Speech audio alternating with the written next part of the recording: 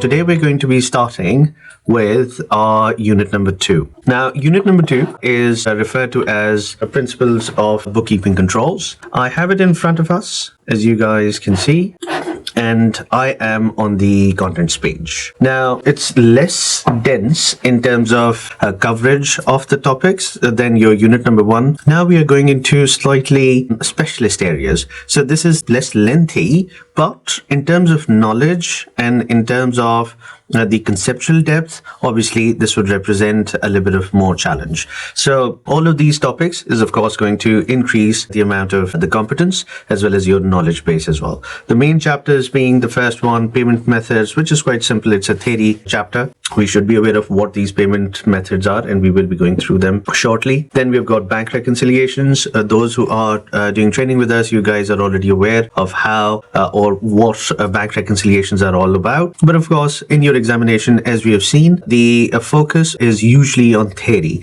and theory is usually taught on manual accounting systems. So bank reconciliation, if you are doing training with us, you guys have seen it in an electronic environment. But of course, around here in your book, in your examination, the manual systems are being tested. So that is what we're going to learn, bank reconciliations from that perspective. And then eventually, introduction to control accounts. This is one of those topics that you guys have already covered. In fact, we have done basics of it. And even though it was not covered per se as a topic in your unit number 1, but incidentally, I have discussed this with you because we were doing subsidiary ledgers as well as the general ledger. So I did cover this with you guys. So you guys have an idea as to what this is about. But of course, we're going to be brushing it up. And this time around, the focus is going to be on reconciliations. So that introduction to control accounts is basically about reconciliations. There are 3 control accounts in particular which are going to be used. Number 1 is going to be your receivables ledger control account, the second one payables, and the next one is going to be VAT.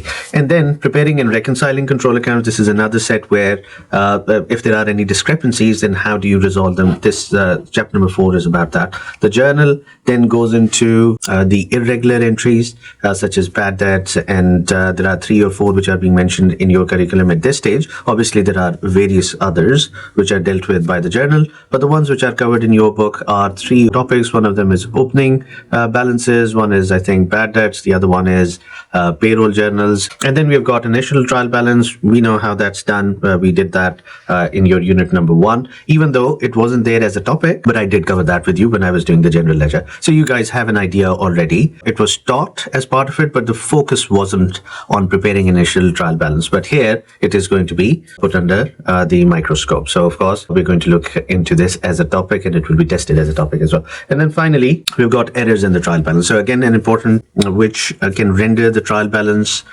inaccurate. So we will be looking at that, of course. Initial trial balance, what are the problems with it, and whether it is balancing or not balancing, it might still contain those errors. So there is a long list of these. So once we get there, we're going to get into it in much more detail. So that's a brief overview of unit number 2. The plan is to cover it in 3 lectures. Then there are going to be 2 lectures of revision, and then 2 dates are going to be set for your mock and your final exam. Now, just as an encouragement to others, once you guys do commit to this, it's not that hard. Everybody has passed so far. Do get in touch with us if some areas need some preparation. We are happy to help you out on an individual basis.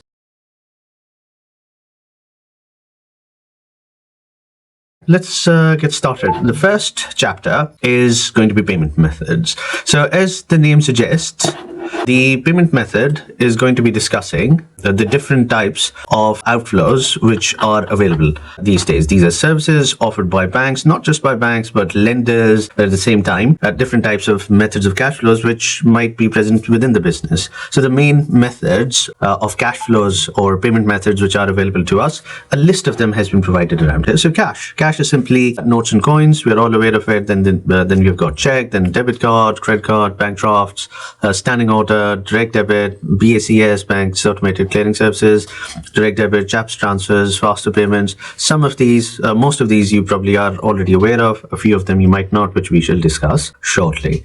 Now, let's quickly get to the bare bones of it. Okay, when a software use the word bank, so those who are using Sage, you guys might have noticed in your Sage environment, the word bank is used, the terminology of the bank is used for a source of your money. But in your examination, of course, when they use the word bank, usually it is considered from the perspective of the retail commercial bank, which is, of course, operating on the high streets. Now, what it talks about is that what it does is a bank is simply an institution which is regulated by the governments, and you can submit your payments into it. And of course, at the same time, that when you demand payment, it is incumbent on them. It is their responsibility then to honor their commitment, which is to give you back the money that you submitted. You might have some other arrangements with them. So for instance, if you have an overdraft arrangement with them, with a limit, of course, then they would also provide you some loans as well. But the main purpose of the banks is that you can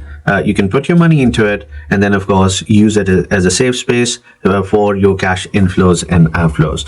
This is what a bank statement looks like. Everybody has seen it. All of you have got banks, so you would know the basic layout of it. You've got a date column, you've got details, cash flow out, cash flow in, and then of course a balance. Now, very important, very important that we must understand is this word C. It says credit. Let's say in this particular example, it says 1595.23 C.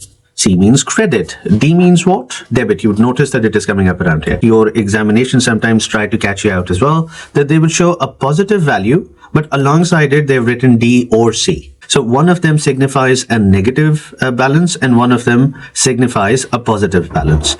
Now, contrary to intuition, which is what? That we would consider the debit to be a positive balance and credit to be a negative balance, right? This is what we would normally assume, right? But it's the other way around. If it is credit, then that is a positive balance, and if it is debit, then it is a negative balance.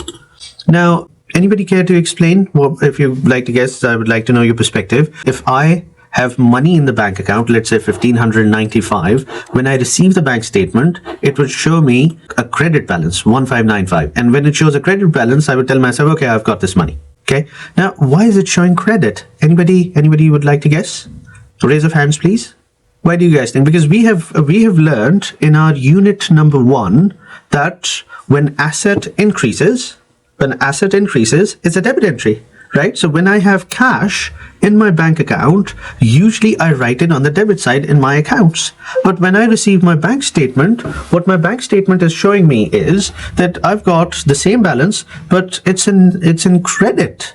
So what do you think could be the reason for that? Anyone? Basically, yes, let me elaborate on what you've said. It's a matter of perspective. Always remember who is issuing the bank statement. Me, the account holder, or the bank? It's the bank who's issuing it, right? So on their statement, it shows a credit because it's a liability to them. It's an asset to me, but a liability to them. Okay, so always remember that this is from their perspective. So bank statement is not issued by me. I'm simply an account holder. In my accounts, it's an asset. It's debit because it's an asset to me. But to them, to the bank, it's not their asset. To them, it's a liability. They need to pay it to me. Whenever I ask, they'll have to give it back to me. So to them, it's a liability. So always remember that accounts are done from perspectives. We are very specific about this. So it shows C because it's a liability to them, and to me, it's an asset. Okay. Therefore, the word credit comes up. So it is from the bank's perspective. That's why it shows credit. Under normal circumstances, we just think of it, okay, if it is their credit, then I've got a positive balance. What would debit mean? Debit mean, again, from the perspective of the bank, it becomes their asset and it becomes my liability. The only reason it would go into negative is that I have overdrawn, that I've got an overdraft facility. If you do not have overdraft facility, then the bank would deny any movement once your account reaches 0. It would just simply deny any payments. But if you do have an overdraft facility, depending upon what your limit is, 1,000, 2,000, 5,000, 10,000, whatever that limit is, you're allowed to go below your 0 balance. Okay, that would simply mean that you're taking loan from them. Okay, so overdraft is a loan, and then your balance start to go into negative, the negative would then represent my liability. So in my accounts, overdraft is a liability. It's a current liability. Okay. So in my balance sheet, if you remember, this is what we've discussed before. On the top section are the assets. So if got a positive balance, it would be in the current assets on the top section. But once it goes into negative, that means it's an overdraft. That also means it's a liability to me. So on my balance sheet, the account holder, it would then start to appear in the current liabilities.